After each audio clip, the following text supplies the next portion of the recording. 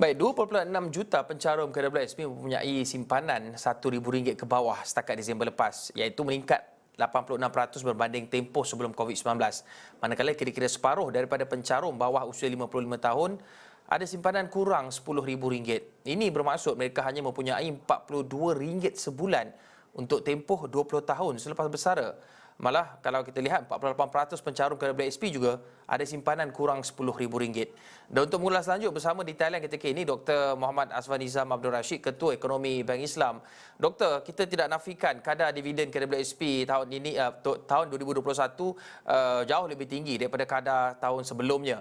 Tetapi kita tidak dapat nafikan bahawa data-data ini juga menunjukkan bahawa pencarum tidak ada simpanan yang cukup, terutama selepas pengeluaran pelbagai insentif seperti iSINA, iCitra ataupun Air Lestari.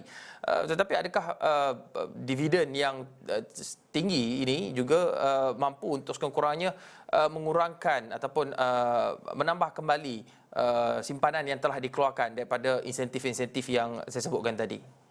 Okey, dividen yang tinggi sememangnya antara faktor yang penting dalam usaha untuk menambah balik simpanan para pencarum di dalam KWSP.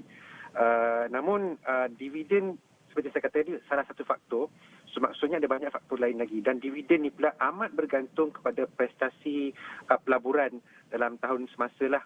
Jadi bergantung kepada iklim pelaburan pada tahun tersebut dan ia akan bergerak seiring dengan suasana ekonomi.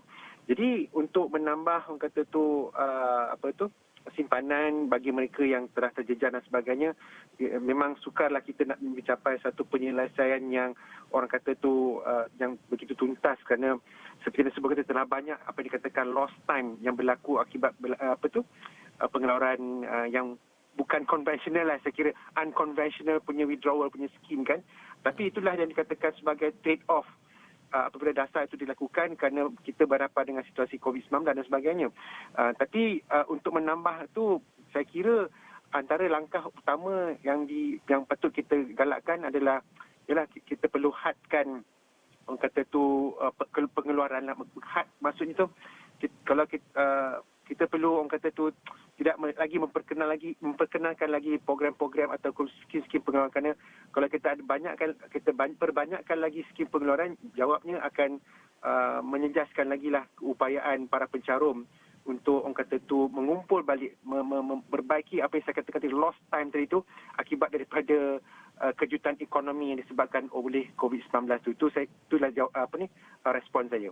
Ya, Doktor, tapi kita faham di sebalik ketidaktentuan ekonomi, kita lihat KWSP mempunyai keupayaan untuk bertindak dengan mengimbangi kecairan aliran keluar ini dengan melabur di portfolio-portfolio yang sedang menaik. Tetapi apa lagi langkah yang boleh dilakukan untuk mengatasi masalah simpanan pencarum yang kurang ini? Salah satu caranya pastinya adalah dengan meningkatkan kadar caruman, iaitu naikkan gaji. Tapi ini satu perkara yang mungkin sedikit sukar dilakukan melihat kepada keadaan ekonomi pada ketika ini, Prof. Tapi apa lagi insentif ataupun langkah yang boleh dilakukan untuk memastikan pencarum ini di masa hadapan tidak menjadi warga emas yang tidak cukup perbelanjaannya?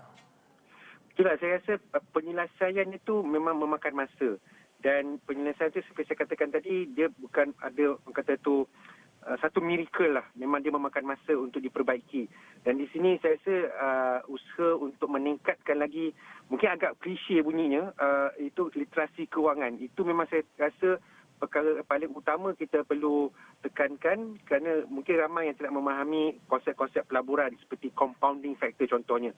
Kerana compounding factor ni merupakan apa yang dikatakan sebagai faktor perganda. Apabila kita menyimpan, lagi banyak kita menyimpan, maka kita akan dapat menikmati compounding factor. Tapi kalau kita keluar simpanan tersebut, kita akan kehilangan advantage ataupun kelebihan compounding factor ni tadi.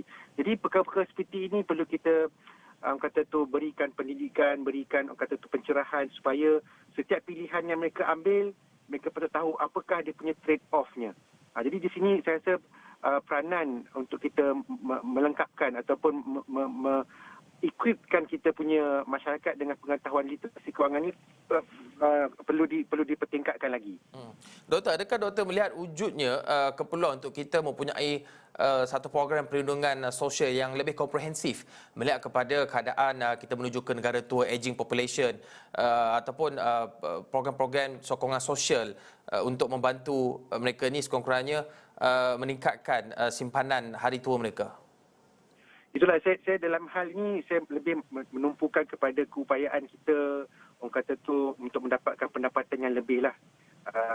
Baik dari segi penggajian, baik dari segi orang kata tu kalau mahu akan pendapatan sampingan melalui perniagaan, pelaburan dan sebagainya.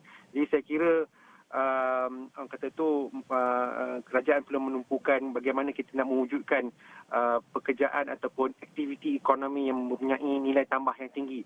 Saya tengok kalau macam sekarang ni tahun lalu kita banyak mewujudkan peluang pekerjaan sebenarnya.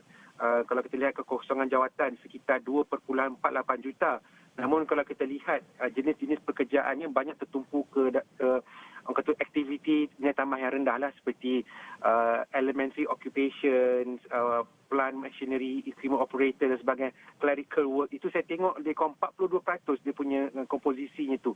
Jadi maksudnya walaupun peluang pekerjaan banyak, namun dari segi nilai tambahnya kurang. Jadi perlu ada satu usaha untuk meningkatkan bagaimana proses pengeluaran aktiviti ekonomi ini berjalan lancar dalam keadaan yang banyak menggunakan tenaga mahir, supaya dengan adanya perkara tersebut maka bolehlah gaji tersebut menjadi lebih kompetitif, dan dengan gaji lebih kompetitif diharapkan dapatlah wang itu disimpan untuk tujuan persaraan nanti. Ya, pucuk pangkalnya tambah pendapatan ataupun tambah gaji. Betul. Ataupun mewujudkan peluang pekerjaan dengan pendapatan gaji yang lebih bermaruah. Terima kasih Dr. Muhammad Azwan Nizam Abdul Rashid, Ketua Ekonomi Bank Islam, mengulas mengenai kadar dividen KWSP bagi tahun 2021.